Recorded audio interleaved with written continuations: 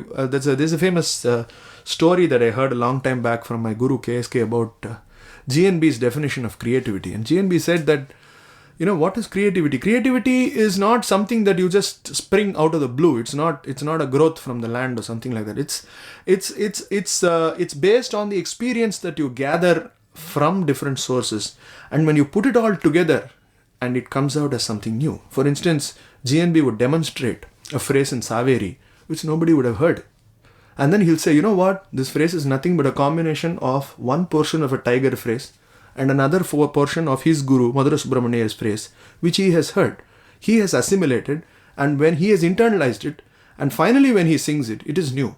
But to him, he knows where the sources are, how he has connected them, because he has gone through the process. Like, for instance, there are writers who write stories, but what they are doing is they're dealing with the 26 letters of the English alphabet. How they bring these words together, how they bring these thoughts together, how they put it all together in the form of a story and tell it to you, and they make you engrossed in their story. That is the beauty of the creative expression, and that's exactly what musicians have also been doing. Some of the most creative musicians sometimes allow themselves to be overwhelmed by the way they are able to perform and sing and produce creative expression. Now, I'm just going to play a small sample of creativity. It's not creativity in the conventional sense. It's not an intellectual exploration of a raga, or it is not a completely unthinkable method of combination of swaras or etc. etc. It's a piece of creative music. And as we listen to it, I'll just try and, talk a little bit more about it. Suresh, let's just play that.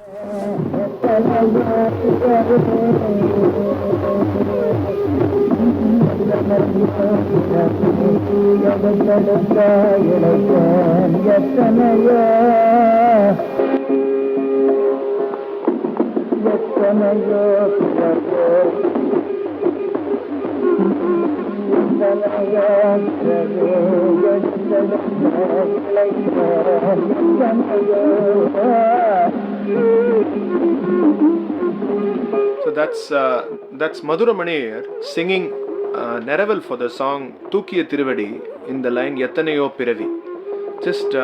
Just let's get into the Neraval now.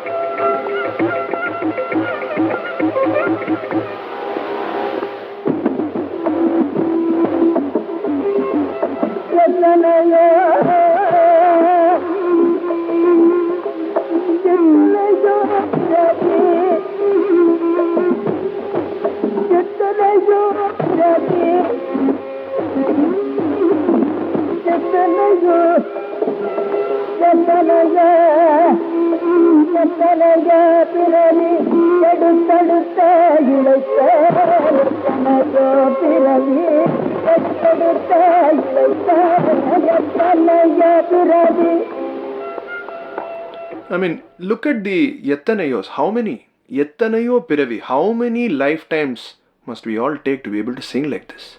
I mean, this is the way he uses this how many in so many different ways. So many different ways without compromising. See, there is no he is not bound by the grammar of a Neraval. If you look at a chapter on Neraval by P. Samamurthy in his book, he would say that the words should stick to those places and they should be finite and it should be within the Avartanam and it should be, each word should come in that syllable. But look at this Ethanayo.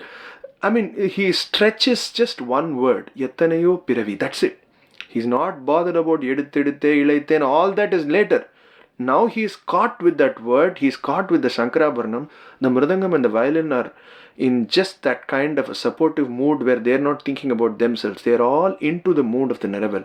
And Madhuramaniyar is just taking it to a different plane. He's taking it to a completely different... This is creative music. This is creativity. This is where the greats of Carnatic music flourished. This is where they brought in that wonderful spirit. Those days, the Mridangis never thought about impressing themselves there. They were thinking about the success of the main artist. They were thinking about Ethanayo Piravi. They were thinking about Shankarabharanam. They were not thinking about that brilliant solo that they had practiced 853 times in their house at that time. No. The Mridanga, look at, I'm not very sure about who the accompanists are in this particular recording. I have a feeling it could be Ramabhadran or it could be Payani Subramaniam. I'm not very sure.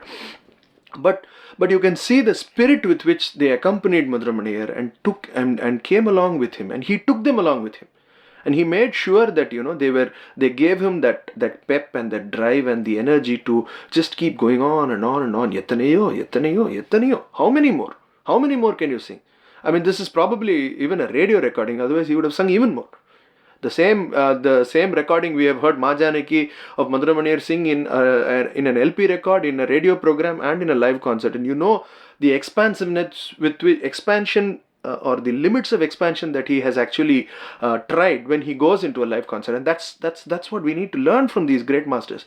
The brilliant manner in which they are able to expand the Neraval. I'll just play the ending of the Neraval where he finally comes back to the next line and finishes it.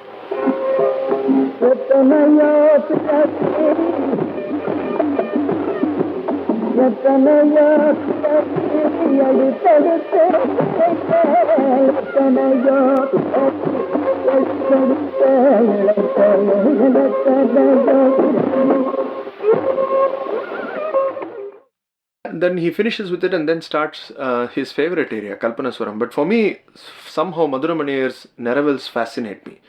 One of the first Neravels that really held me spellbound was his Neravel of Tambura Chekoni in Koluva Maragada. And for people who are looking for some music, I would recommend that Charsur has released a wonderful Paddhati album of Madhuramaniar live concert. And the speciality in that particular concert is, of course, the accompaniment of Madhura Krishnaiyangar on the Mridangam. It's unbelievable the tempo and the pace which he has maintained in that album. We were listening to this during a journey in the US 2 years back, and Guruvayur Dorai Mama and Nage Muralidharan, Neyveli Venkatesh, we were all sitting in the car. And we didn't know who the Mridangist was, and each one kept saying, it's Payani, it's Ramabhadran, it's Murugabubudi, it is Ramdas Rao, it's this, that, Mailatur Ramchandran, all the names. And finally, Suresh pulled out the cover and said it's Madhura Krishnaiyangar, and it's beautiful. I mean, I think everybody should listen to that album. It's available. It's commercially available. It's available online. You can even pay and download it from the Charsur website. And it's a wonderful example of Madhuramaniar singing some terrific music with great accompaniment and all that. So this I just wanted to play this and show how creativity is not bound, or how creativity functions even in a setting of restriction, in a setting of constraints. See, for instance, he is not concerned about giving the next turn to the violinist. Because when he is in his Ethanayo mold, he's not thinking about, I have to give the violinist his turn. No.